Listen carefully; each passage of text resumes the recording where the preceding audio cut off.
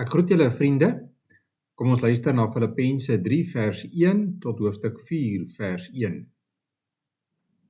Verder my broers, wees bly in die Here. Om dieselfde dinge aan julle te skrywe, is vir my nie moeite nie en vir julle gee dit sekerheid.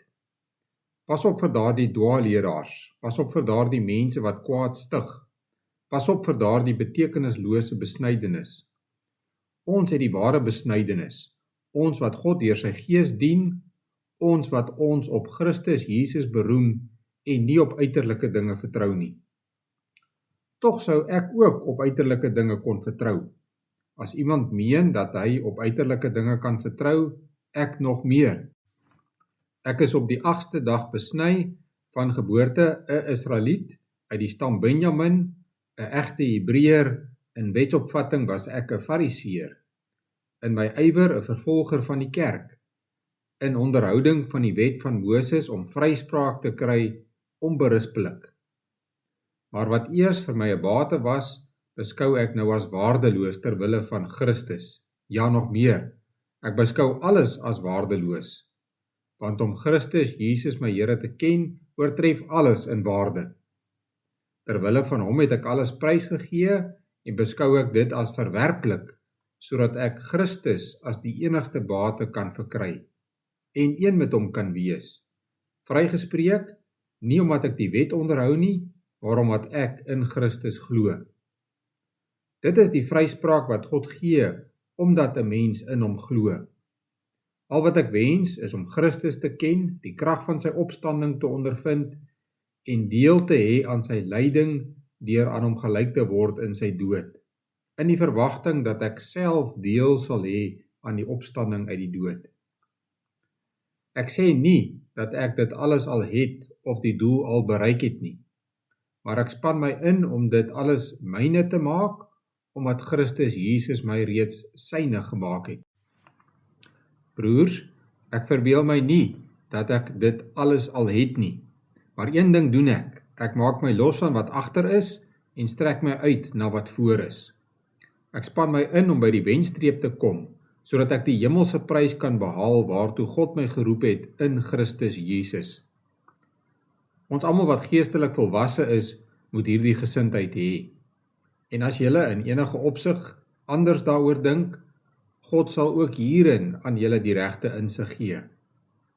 In elk geval, laat ons koers hou op die pad waarmee ons tot hier toe gekom het. Wees my navolgers, broers, en let op die mense wat lewe volgens die voorbeeld wat ons vir julle stel. Ek het dikwels vir julle gesê, en tot my verdriet moet ek dit nou herhaal. Daar is baie wat as vyande van die kruis van Christus lewe. Die verderf is hulle einde, die maag is hulle God, hulle skande is hulle trots, hulle is aardsgesind. Maar ons is burgers van die hemel, van waar af ons ook die Here Jesus Christus as verlosser verwag. Deur die krag waarmee hy alles aan homself onderwerp, sal hy ons nederige liggame verander, om so sy verheerlikte liggaam te wees. Daarom my broers, moet julle vas staan en getrou bly aan die Here. Ek het julle baie lief en verlang na julle. Julle is my blydskap en my kroon. Ons lees tot sover uit die woord van die Here. In die gedeelte wat ons gelees het, vergelyk Paulus ons lewe met 'n atletiekwedloop. Hy sê dat gelowiges gefokus vorentoe hardloop om die prys te kry. In verse 12 en 14 sê hy, ek span my in. In vers 6 gebruik hy dieselfde woord om te sê dat hy voorheen 'n vervolger van die kerk was. Met ander woorde, voorheen het Paulus met ywer die kerk vervolg, maar nadat God hom 'n nuwe lewe gegee het, gebruik hy die ywer om God te dien. In vers 12 sê hy, ek span my in om dit alles myne te maak, omdat Christus Jesus my reeds syne gemaak het. Letterlik staan daar, ek span my in om te kan gryp, omdat ek deur Christus Jesus gegryp is. In vers 2 waarsku Paulus die gemeente in Filippi teen dwaalleraars. Dit is mense wat 'n verkeerde boodskap verkondig. 'n Boodskap wat mooi en oortuigend klink, maar wat vals is. Die boodskap wat die dwaalleraars in Filippi verkondig het, is dat die besnydenis en die nakoming van ander Joodse wette belangrik is vir hulle redding. Dit is dus nie net Jesus wat jou red nie, maar Jesus plus die onderhouding van wette. Maar enige boodskap wat iets by Jesus Christus se verlossingswerk voeg, is 'n valse boodskap. Paulus se eie lewe is 'n voorbeeld hiervan. Voordat hy 'n Christen geword het, het hy 'n indrukwekkende Joodse CV gehad. Hy beskryf dit in verse 4 tot 6.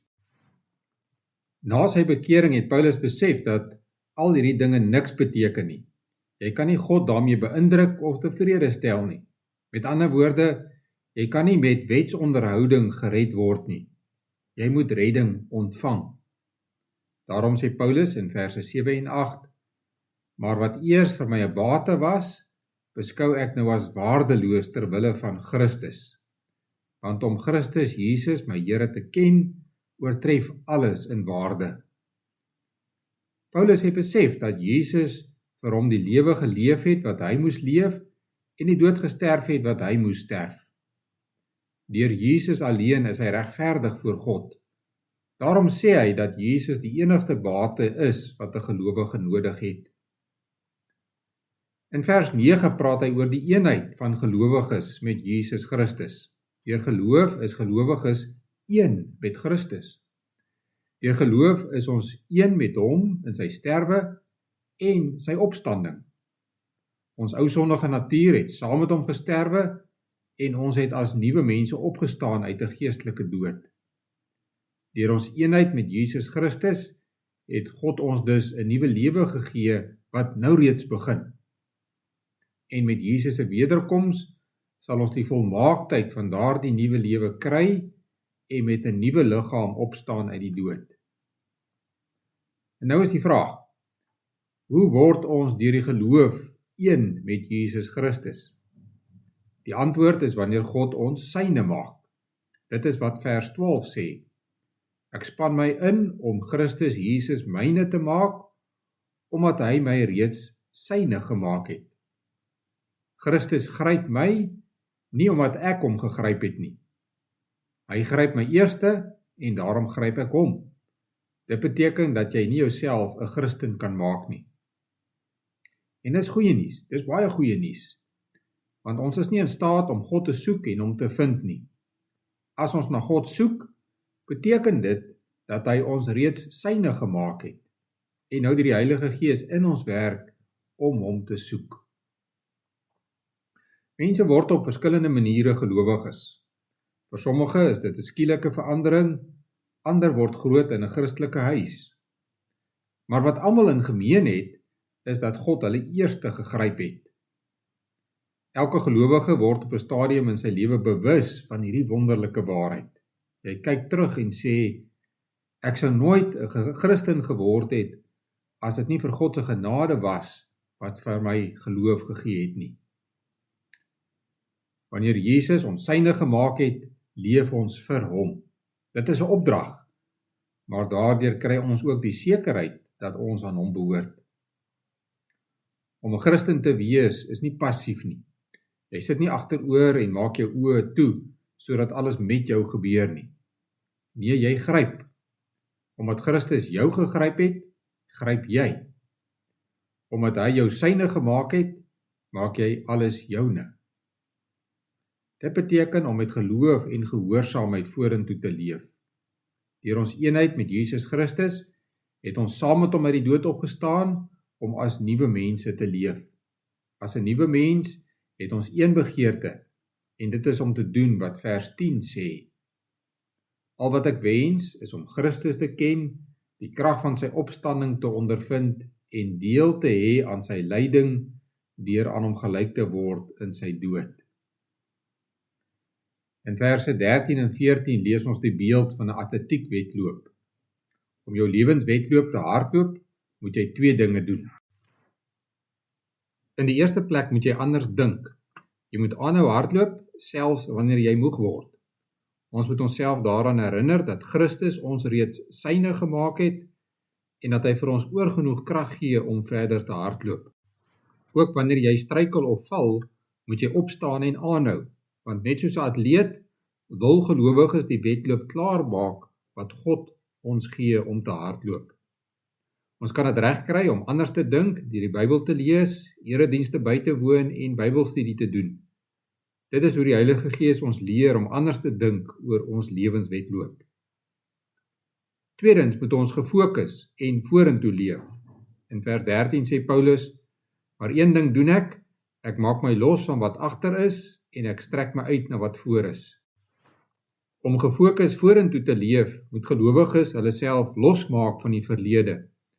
'n Atleet wat agteruit hardloop, word gou moeg en val maklik. Dit beteken nie dat gelowiges die verlede vergeet nie.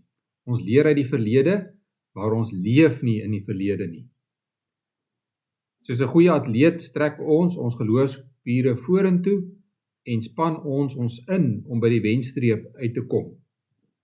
Dit beteken dat ons toegewyd is in alles wat ons doen, in ons huisgesinne, in ons daaglikse werk, in ons skoolwerk, in die bywoning van eredienste en in ons lewe as gemeente. Dit beteken nie dat gelowiges reeds alles het nie. Ons is nie volmaak nie, maar ons doel is om Christus al hoe beter te leer ken en die krag van sy opstanding in ons lewens te ondervind. Eers wanneer ons die wenstreep bereik, wanneer ons die lewenswedloop voltooi het, gaan ons hom ten volle ken. Ons het vandag die wonderlike nuus gehoor dat Jesus Christus ons syne gemaak het. Hy het ons gegryp en daarom gryp ons na hom. Ons hardloop die lewenswedloop voluit en met toewyding. Ons het een doel voor oë, naamlik om Jesus beter te leer ken en die krag van sy opstanding in ons lewe te ondervind. Kom ons bid saam. Ons Hemelse Vader, dankie dat ons as gelowiges kan weet dat ons aan U behoort, omdat U ons gered het, en ons bid dat U ons sal leer en sal lei met die Heilige Gees, om soos mense te leef wat deur U gered is, en dat ons die geloofswedloop voluit sal hardloop. Ons doen voorbidding vir almal wat eensaam is, ons vra dat U hulle naby sal wees, dat U hulle sal troos, en dat U ons ook sal leer hoe om na hulle toe uit te reik. Ons bid al hierdie dinge deur U groot genade alleen. Amen.